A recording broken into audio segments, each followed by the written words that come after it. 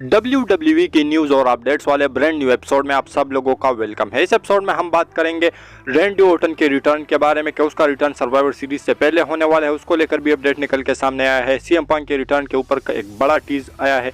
साथ ही में हम जेड कारगिल के बारे में भी बात करेंगे, केविन ओवेंस के बारे में भी बात करेंगे, लोगन पॉल के ऊपर भी बात करेंगे और भी अच्छी चीज़ें हैं। तो वीडियो काफ़ी इंटरेस्टिंग होने वाली है, एंड तक देखिए। अगर पसंद आए तो वीडियो को लाइक करें, शेयर करें और फर्स्ट टाइम विजिटर चैनल को जरूर से सब्सक्राइब करें। तो इंट्रो के बाद विदाउट वेस्टिंग ज़्यादा time let's begin this video.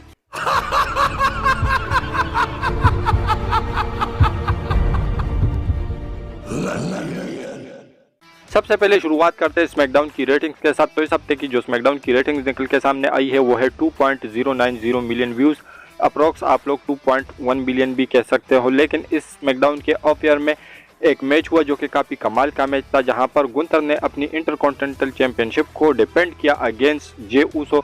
ये मैच काफ़ी कमाल का था, लेकिन यहाँ पर हैरानी वाली बात यही है कि यहाँ पर जो जे ऊसो है वो डिस्क्वालिफिकेशन की वजह से जीत गए, क्योंकि इस मैच के अंदर जो गुंथर है उन्होंने लो ब्लो लगाया जे ऊसो को, जिसकी वजह से जे ऊसो ये मैच जीत गए। तो इससे आप लोग अंदाज़ा लगा सकते हो कि जे ऊसो को WWE किस तरीके से बुक कर रही है। तो आप लोग इसके बारे में क्या कहोगे। इसके साथ हम बात करते हैं अपनी नेक्स्ट अपडेट के बारे में, जो कि जुड़ा हुआ है केविन ओवेंस से। तो केविन ओवेंस को जिस तरीके से कल आप लोगों ने स्मैकडाउन में देखा होगा, जहां पर वो कमेंट्री टेबल पर बैठे हुए थे और वहां पर उसको बोला गया था कि यहाँ पर आप जो है वो कमेंट्री करोगे, लेकिन अगर आपने किसी के ऊपर अटैक किया या किसी के साथ फिजिकल हुए तो उसके बाद आप सस्पेंड किए जाओगे। तो उसके ऊपर एक अपडेट निकल के सामने आई है कि WWE समय प्लान कर रही है केविन ओवेंस को वापस से मंडे नाइट रॉ ब्रांड में ट्रेड कराने के लिए। तो यही कुछ एंगल WWE ने इस वजह से दिखाया है। और साथ ही में ये भी बातें निकल के सामने आ रही है अपडेट्स के अकॉर्डिंग के जो केविन ओवेंस है वो पॉसिबली सेथ रॉलिंस के जो वर्ल्ड हेवीवेट चैंपियनशिप है उसके पीछे जा सकते हैं, क्योंकि इस समय केविन ओवेंस को WWE कंसिडर कर रही है एक वर्ल्ड टाइटल अपॉर्चुनिटी देने के लिए, क्योंकि जो केविन ओवेंस है वो एक काफ़ी ज़बरदस्त सुपरस्टार है। तो ऐसे में केविन ओवेंस और अगर सेथ रॉलिंस की फ्यूड होती है तो डेफिनेटली एक कमाल की फ्यूड होगी। तो आप लोग इसके बारे में क्या कहोगे। इसके साथ हम बात करते हैं अपनी नेक्स्ट अपडेट के बारे में, जो कि जुड़ा हुआ है लोगन पॉल से। तो लोगन पॉल क्राउन जूल के अंदर यूएस चैंपियन बन गए। तो अब कल उन्होंने एक इंटरव्यू के दौरान ये बातें कही कि वो जो है बॉक्सिंग से अब रिटायर हो चुके हैं और उसका जो बॉक्सिंग के अंदर अब जो मन है वो बढ़ चुका है और अब वो बॉक्सिंग नहीं करेंगे। और आप ऐसा कह सकते हो कि वो रिटायर हो चुके हैं, क्योंकि उसकी खुद की अपनी मुंह की ये बातें हैं कि उन्होंने अपनी मुंह से कहा है कि वो रिटायर हो चुके हैं बॉक्सिंग से और अब वो पूरा फोकस करेंगे रेसलिंग के ऊपर, यानी WWE के ऊपर, और अब वो रेगुलर वहाँ पर compete करेंगे। और साथ ही में ये भी बात कही कि ये उन्होंने जो है क्लीन तरीके से रे मिस्टीरियो को हराया। वो तो हम सब लोगों को पता है कि किस तरीके से क्लीन तरीके से उन्होंने US टाइटल जीती है, क्योंकि ब्रास नकल का उन्होंने यूज़ किया है।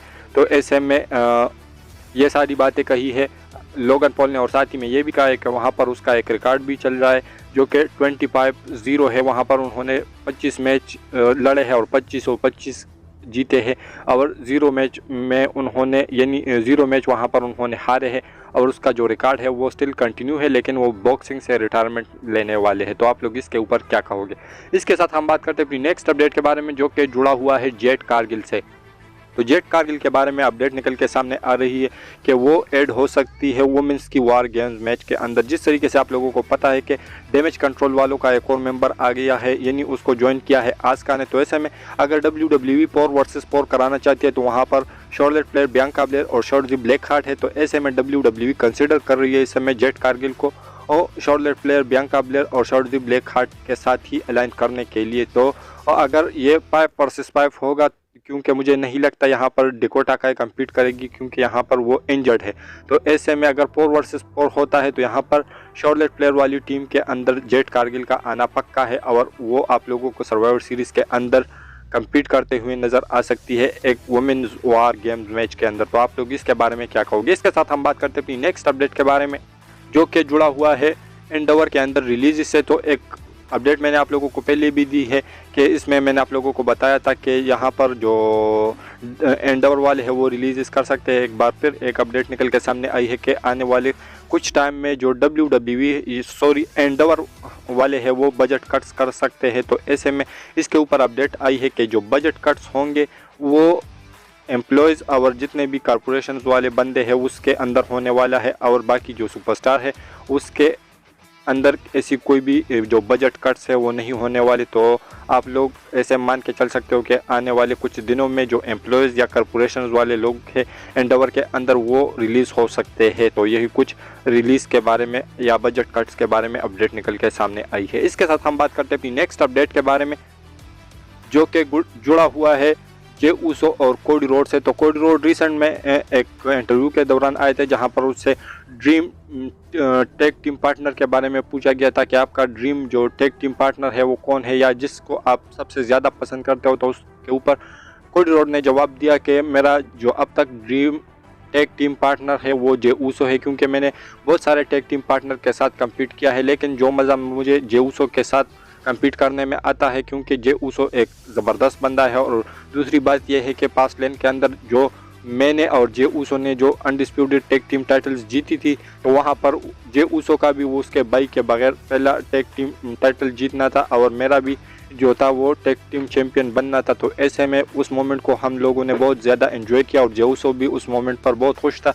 तो आगे भी जाकर जे ऊसो के साथ ही वो कंटिन्यू करने वाले हैं और जे ऊसो जो है वो कोडी रोड का ड्रीम टेक टीम पार्टनर है अब तक, क्योंकि उससे सवाल पूछा गया तो उसके ऊपर उन्होंने ये जवाब दिया। इसके साथ हम बात करते हैं अपनी नेक्स्ट अपडेट के बारे में, जो कि जुड़ा हुआ है रैंडी ऑर्टन से। तो रैंडी ऑर्टन के रिटर्न के ऊपर मैंने आप लोगों को मल्टीपल अपडेट्स दी है कि रैंडी ऑर्टन यहाँ पर अपना रिटर्न कर सकते हैं, वहाँ पर कर सकते हैं, लेकिन अब एक अपडेट निकल के सामने आई है रैंडी ऑर्टन को लेकर के वो सर्वाइवर सीरीज से पहले ही अपना रिटर्न करेंगे। और बताया सा जा रहा है कि जो गो होम एडिशन होगा मंडे नाइट रॉ का, वहाँ पर रैंडी ऑर्टन अपना रिटर्न करेंगे और वो ज्वाइन करेंगे कोडी रोड की जो टीम है उसको ज्वाइन करेंगे और शायद से जो जजमेंट है उसको ज्वाइन कर सकते हैं ड्रू मैकिंटायर। तो ऐसा बताया जा रहा है कि जो रैंडी ऑर्टन है वो सर्वाइवर सीरीज से पहले ही अपना रिटर्न कर लेंगे। और बताया सा जा रहा है कि जो गो होम एडिशन होने वाला है मंडे नाइट रॉ का फॉर द सर्वाइवर सीरीज, तो वहाँ पर ही रैंडी ऑर्टन का रिटर्न आप लोगों को देखने को मिलेगा। तो इससे ही जुड़ा अगला रिपोर्ट है जो कि जुड़ा हुआ है सीएम पंक से। तो सीएम पंक के रिटर्न को लेकर मैंने आप लोगों को बताया कि बहुत एक मैसिव टीज निकल के सामने आया है और जो भी टीज आता है वो दूसरे से बड़ा होता है। तो ऐसे में सीएम पंक को लेकर एक मैसिव टीज ये आया है कि जहाँ पर सर्वाइवर सीरीज होने वाली है वहाँ पर जो सीएम पंक का theme song cult of personality है वो जो है WWE के द्वारा जो है वो प्ले किया गया है, या WWE के द्वारा होगा या किसी और रीज़न की वजह से, लेकिन वहाँ पर जो है सीएम पंक का जो टीम सॉन्ग है वो कल्ट ऑफ पर्सनालिटी वहाँ पर प्ले कर लिया गया है। क्योंकि और दूसरी जो सबसे बड़ी मैं आप लोगों को बात बताना चाहता हूँ इस चीज़ को लेकर वो ये है कि वहाँ पर WWE का स्पॉन्सर्ड कोई इवेंट चल रहा था इस समय, जिस समय पर सीएम पंक का जो थीम सॉन्ग है वो हिट हुआ था या प्ले हुआ था। तो इस समय पर जो है वहाँ पर WWE का एक स्पॉन्सर्ड इवेंट चल रहा था। तो इस वजह से जो सीएम पंक का रिटर्न का टीज है लोग इसको लेकर मान रहे हैं, क्योंकि वहाँ पर अगर WWE का कोई इवेंट चल रहा है तो ऐसे में क्यों WWE सीएम पंक के रिटर्न या उसके थीम सॉन्ग को जो है वो प्ले करवाएगी अगर WWE को सीएम पंक को नहीं लाना था। तो ऐसे में जो है फैंस यही स्पेकुलेट कर रहे हैं इस समय के CM Punk confirm survivor Series में आएंगे। और दूसरी बड़ा जो वजह है वो ये है कि रैंडी ऑर्टन का रिटर्न सर्वाइवर सीरीज से पहले होने वाला है, क्योंकि अगर रैंडी ऑर्टन का रिटर्न WWE सर्वाइवर सीरीज में करवाती तो ऐसे में सीएम पंक का भी वहां पर आना बिल्कुल पक्का है। तो ऐसे में ये दोनों अपने अपने रिटर्न की वजह से एक दूसरे की हाइप को ओवर शेडो कर सकते थे। तो इस वजह से WWE ने प्लान यही किया है कि रैंडी ऑर्टन का जो रिटर्न है वो होगा सर्वाइवर सीरीज से पहले गो होम वाले एडिशन मंडे नाइट रॉ के एपिसोड में और सीएम पंक का रिटर्न होगा अकॉर्डिंग टू टीजेस, according to updates Survivor Series में। तो आप लोग इसके ऊपर क्या कहोगे, क्या नहीं कहोगे, क्या ये सीएम पंक का एक बड़ा टीज था या नहीं, आपके अकॉर्डिंग इसके ऊपर अपनी राय नीचे कमेंट सेक्शन में ज़रूर दीजिए।